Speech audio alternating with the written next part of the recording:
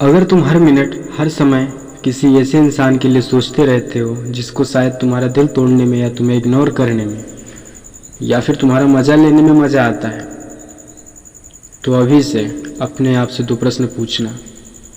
पहला ये कि उस इंसान के बारे में सोचने के लिए इतना टाइम आया कहाँ से आपके पास, और दूसरा ये कि अब से तुम उस टाइम का क्या करने वाले हो। पहले बात, प्रश्न का जवाब मेरे बातों में होगी जो कि आगे मैं करने वाला हूँ, और दूसरे प्रश्न का जवाब आप अपने अंदर खुद पाओगे। कहाँ से आया तुम्हारे पास उसको इतना सोचने का टाइम। तुमने लगभग सब जगह का टाइम इन्वेस्ट कर दिया है सिर्फ उस इंसान के लिए जो, और अब तुम्हारे दोस्त पहले वाला दोस्त नहीं मानते तुमको, क्योंकि तुमने अपने सारे दोस्तों का टाइम उसको दे दिया है। अब तुम अपने शरीर पर ध्यान नहीं देते हो, ना टाइम से खाना खाते हो, ना टाइम से जिम जाते हो, और ना ही टाइम से पढ़ते हो। तुम तो पहले कॉमेडियन मूवी देखा करते थे, लेकिन अब सैड सॉन्ग सुनकर हमेशा रोते रहते हो और सो जाते हो।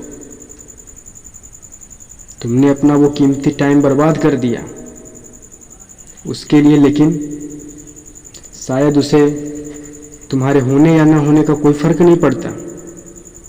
वो तो अब शायद तुम्हें देखना भी पसंद नहीं करती, और तुम्हारी माँ कितना टेंशन में रहती है तुम्हारे बारे में कि उसका कोई एग्ज़ाम भी तो नहीं है, लेकिन फिर भी वो इतना टेंशन में क्यों है। अरे यार, कहाँ गए वो तुम्हारे सारे सपने जिसे तुम पूरी दिन रात दोस्तों के साथ मिलकर पिरोते थे। कहाँ गया वो तुम्हारा सपना जिसे तुम हकीकत में बनाना चाहते थे। और तुम्हारी माँ सोच सोच कर थक गई है, क्योंकि तुमने अपनी माँ से बात करना बंद कर दिया है। परेशान सी हो गई है वो माँ जो शायद तुम्हें कभी दुखी ना देख पाती थी। अरे वो बचपन में तो तुम्हारे सभी सपने पूरा किया है, और वो अब तो एक बड़ी आस लगाए बैठी है कि अब मेरा बेटा मेरा सपना पूरा करेगा और हमारा नाम रोशन करेगा। तुमने अपने दोस्तों का और अपने सपनों का और अपने माँ बाप से बात करने का टाइम भी सिर्फ उस इंसान को दे दिया जो तुम्हें शायद सुनना भी नापसंद करती हो। अरे क्यों नहीं दिखी तुम्हें अपनी खुशी। अरे समंदर में बहुत सारे पत्थर हैं, तुम सिर्फ एक के लिए ही क्यों रुक गए। अरे आगे बढ़कर भी देखा होता, शायद उससे भी बेहतरीन पत्थर मिला होता जो तुम्हारे काम का होता। क्या तुम सिर्फ उस इंसान के लिए अपने माँ बाप का सपना बुझा सकते हो जिन्होंने अभी तक कितना सब्र किया है कि उनका बेटा एक दिन उनका नाम रोशन करेगा और उन्हें देश विदेश टहलाएगा, घुमाएगा, दुनिया दिखाएगी उन्हें। अरे कहाँ गई वो बातें जो तुम अपने दोस्तों के साथ शेयर किया करते थे।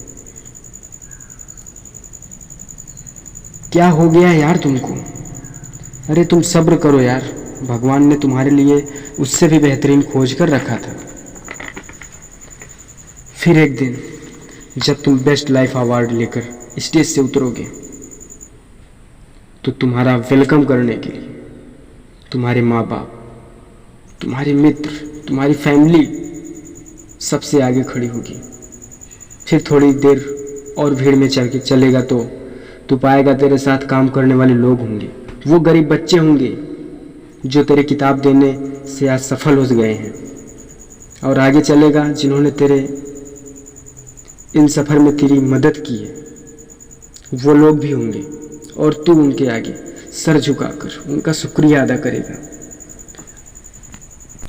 और आगे जाएगा तो अनजान लोगों की भीड़ शुरू होगी, और उसी भीड़ में कहीं वो इंसान भी होगा जिसको तुम पूरा टाइम सोचा करते थे, जिसकी याद तुम्हें हर वक्त रुलाया करती थी, जिस इंसान ने तुम्हें नीचा दिखाकर तुम्हें ठुकरा दिया था, जिससे तुम बात करने के लिए कितनी मन्नतें मांगी थी। वो इंसान तुम्हें सॉरी बोलना चाहेगा और उसे बहुत भयंकर अफसोस होगी जिससे तुम्हें समझने में भूल कर दी। तुम्हारे प्यार को ढोंग समझा था, जबकि तुम सच्चे थे। लेकिन उसकी आंखों में घमंड की पट्टी बंधी थी। वो इंसान भीड़ में बहुत रो रहा होगा, लेकिन तब तुम उसके कंधों पर हाथ रखकर शुक्रिया अदा करोगे और बोलोगे, यदि तुमने हमसे ब्रेकअप ना किया होता तो शायद आज बेस्ट लाइफ अवार्ड लेकर कोई और स्टेज से नीचे उतर रहा होता और मैं इन्हीं भीड़ में खड़ा होता। सो थैंक्स यार।